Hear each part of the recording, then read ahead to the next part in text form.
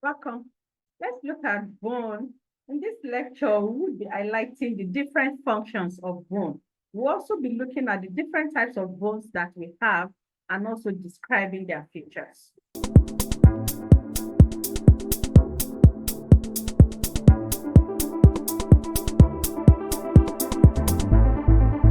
Bone is classified as a supporting specialized type of connective tissue. It is supporting because it provides structural support for the body, and it is specialized because it is made up of specialized cells which are referred to as osteocytes and also specialized extracellular matrix. And it is onto this basis that it is classified as a specialized type of connective tissue. It provides the skeletal framework of the body. Bones form skeletal arrangements or network of the entire configuration of the body. And it is onto these bones that muscles are lined upon. So you see that it provides the structural background or framework of the body onto which other structures are then laid upon. So let's look at the different functions of bone. And the first function here is that it provides structural support. Bones are seen to come together to form the skeletal framework of the body. And it is through this process that they provide the support that the body needs. And this is why they help to put the body in place and also helping to support the body in the different actions that the body exhibits. It is also seen to protect delicate organs. For example, the skull, which is made up of a number of patches of bones that are seen to form a rounded eminence that is referred to as the cranium. This is what provides the accommodation site for the brain tissue. We know that the brain tissue is a very delicate organ, and it is seen to be protected by the rounded neurocranium that is made up of patches of bone. So they are seen to protect delicate organs in the body in this regard. Bone is also seen to enhance movement. We know that bones are seen to be connected at joints, and it is at these joints that movement actions are exerted. So it is seen to also contribute to the movement of the body that occurs at joints. Bone is also responsible for sound transduction. We know that in the middle ear, we have the ossicles, which are the smallest bones in the body, which include the malleus, the incus, and the stapes. These bones are arranged like a lever where they are connected to one another. And at this point is where they are seen to transmit the sound wave that is coming from the outer ear into mechanical impulses in the middle ear. And this is where they are helping in the transduction of sound. They also help in the storage of minerals. We have a number of minerals stored in bone so that when they are needed in the body, they are taken back into the body where they are helping to control metabolic activities. A very good example of minerals that you have stored in bone include calcium, iron, and also phosphate. Bone is also seen to exert a hematopoietic function, which is the production of blood cells. So they act as a factory for blood cell production. And this is seen in the red bone marrow. The red bone marrow is usually seen in the diaphysis of long bone in children. And this is what exerts hematopoietic function. What is seen in the bone marrow of the diaphysis of adult bone is the yellow bone marrow. This yellow bone marrow is known for fat storage. So it is not seen to exert hematopoietic function. We also have red bone marrows in the flat bones in adults, and this is why they are also helping to contribute to hematopoietic function. These are the functions of bones that we have highlighted. You can also add to these functions in the comment section. So let's dive into the different forms that bone can be seen. Bone can be seen in form of compact, which can also be referred to as cortical bones. This type of bone are extremely hard, and they are hard because the bone tissue are densely packed together. They are usually seen on the surfaces of bone. We try to use this image by the side. This is where we have the compact bone here, seen in the outer region of the bone. And this is what is carried at this point. The second form that bone can exist is a spongy form or cancellous bone. These bones are seen to be soft, and they are soft because the bone tissues are loosely packed.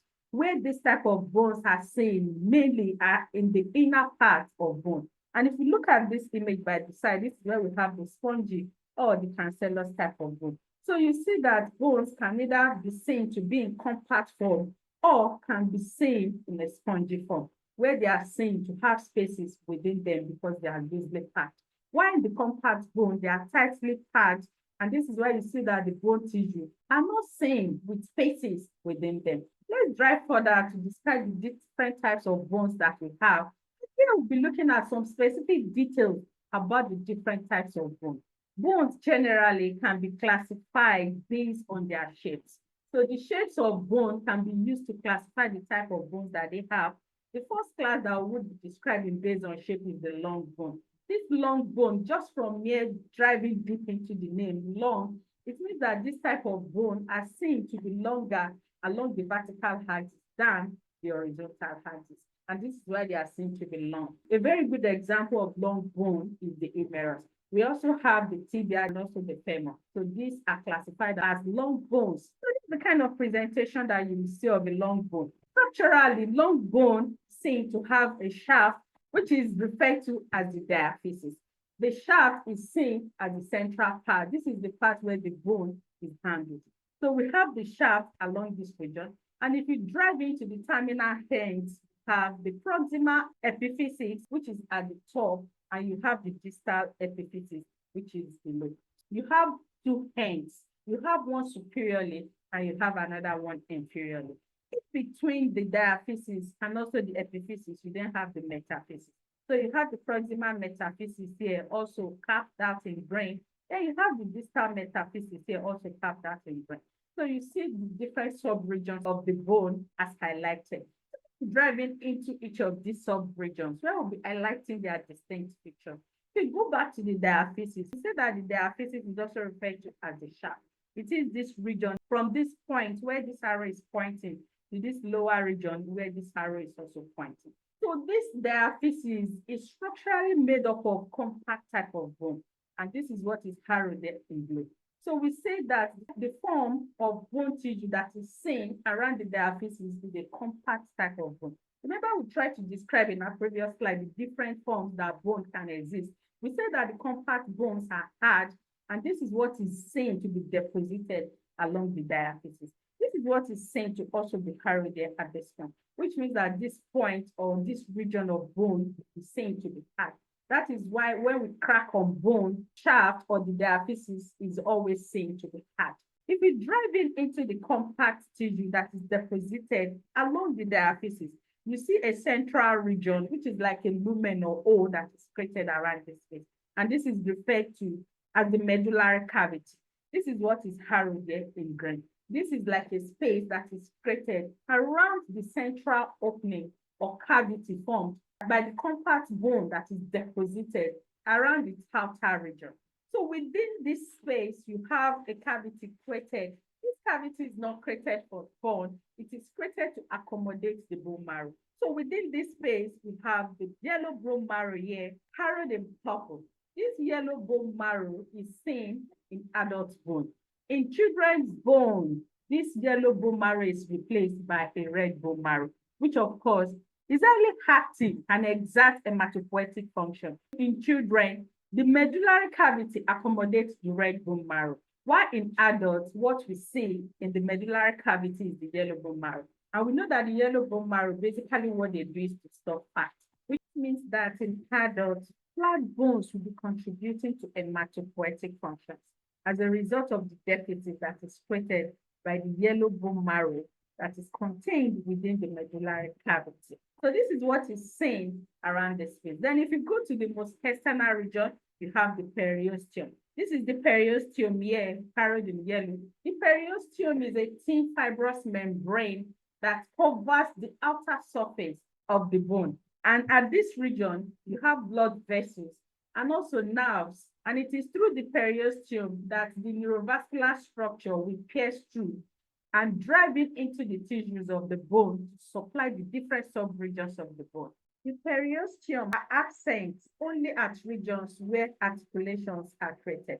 So you see that periosteum are not seen at the point where we have articular cartilages. We'll also be getting to this region as we go through with this lecture. So where this particular bone will be forming a connection with another bone, the articular cartilages are replaced with the periosteum at the point where articulations are created. If you also go deep into the medullary cavity, we also have an internal lining of the space that is located within the shaft or the diaphysis of the long bone.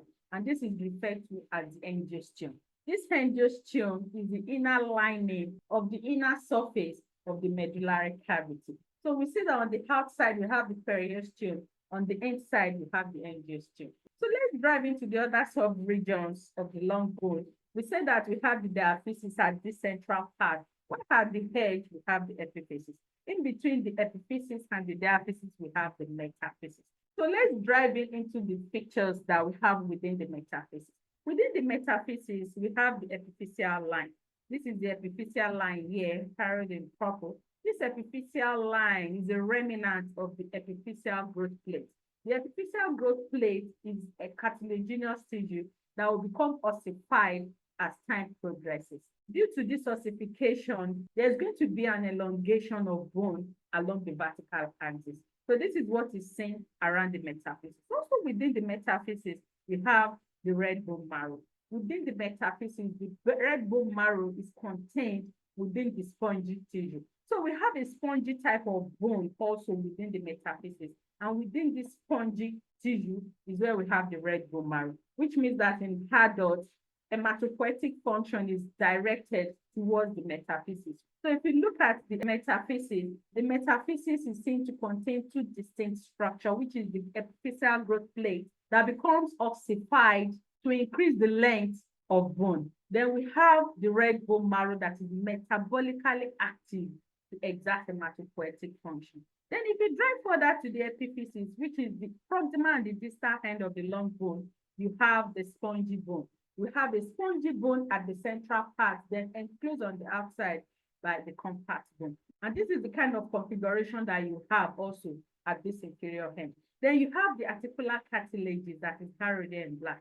These articular cartilages will create the contact point where joints will be formed. So this particular bone will be forming a link with another bone to create a joint.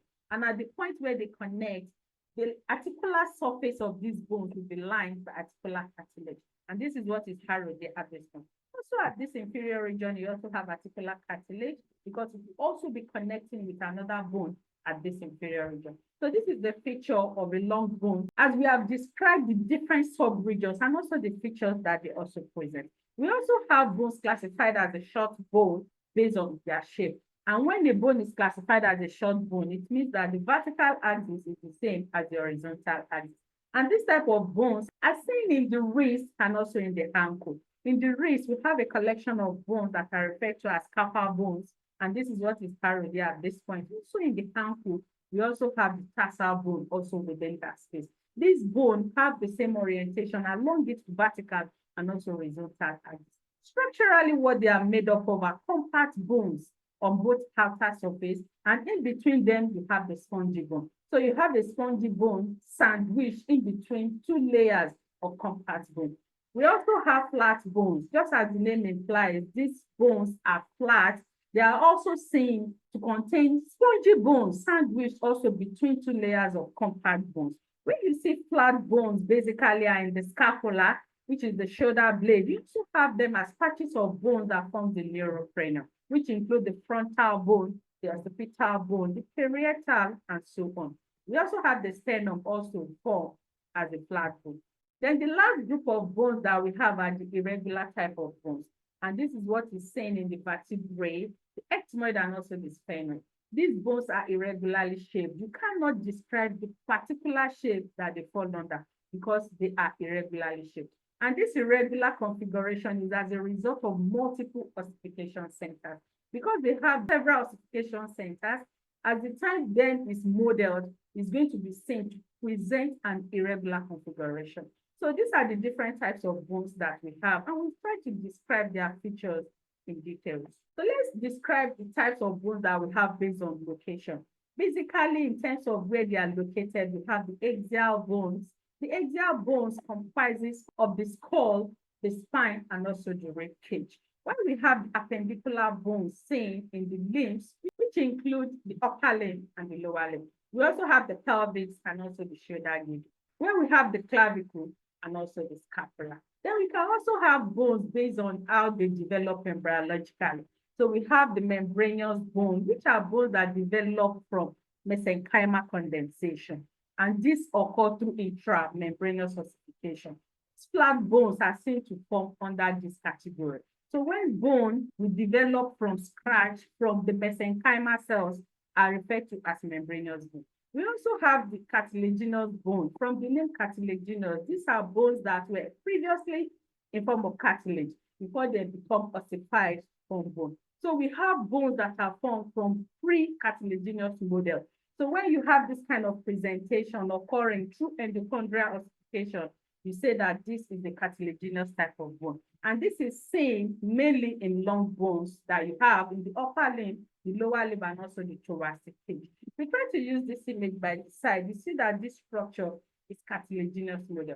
This cartilaginous model will finally be replaced by bone tissue. And this is what is seen as development proceeds before we then have the final configuration of bone. It means that this type of bone was initially seen as cartilage before they become ossified and become transformed into bone. So these are the two bases onto which bone will develop embryologically. So we have bones also classified based on this. Thanks for watching this video. Let's continue to stay glued to the channel.